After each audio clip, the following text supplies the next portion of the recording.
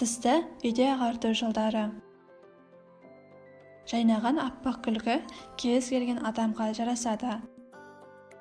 Әрине, тістерді маманға көрсетіп, аурулары болса емдетіп, арасында тазалап тұру керек. Сондай-ақ тістеріңізді үйде ағартуға болады. Тіс ағартудағы бірінші көмекшіңіз ас содасы. Соданы тұзбен, тіс пастасымен араластырып қолдануға болады. Ол тістің бетіндегі эмалды қырып ағартады. Сондықтан бұндай дауаны аптасына 1 реттен жиі жасамаңыз. Тістері сезгіш жандарға бұлай тісін ағартуға кеңес бермес едік. Тіс ағартудағы жақсы құрал сутек тотығы. Онымен ауызды шайыңыз, не мақтаны сулап, тістеріңізді сүртіңіз. Бұл дауада зиянсыз емес, сондықтан жиі қолданбаңыз.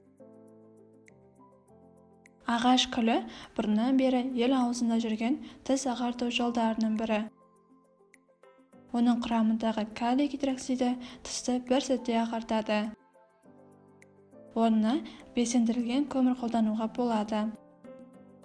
Табиғи тіс ағартатын құралдардың бірі лимон шырыны. Оны тіске жағып, артынан сумен шайып жіберіңіз. Тағы да бір табиғи және өте дәмді тіс ағартқыш құлпынай. Табиғи құрамдас бөліктерінің арқасында ол эмалдағы күңгірт дақтарды кетіре алады. Құлпынайдан езбе жасап, тіске жағып бірнеше минуттан кейін шайып тастаңыз. Үйдегі тіс ағарту шаралары тісіңіздің саулығына әсер ету әбден мүмкін. Тістеріңіз сезімтал болып, суық ыстыққа ауыруы мүмкін. Ағарту барысында тістің эмалы жұқарады, сондықтан бұндай шараларды бастамас бұрын тістеріңізді сүт тағамдарымен берік қылыңыз. Мысалы, сүзбе, ірімшік, йогурт жеп барып, ағарту шаруасына кірісіңіз.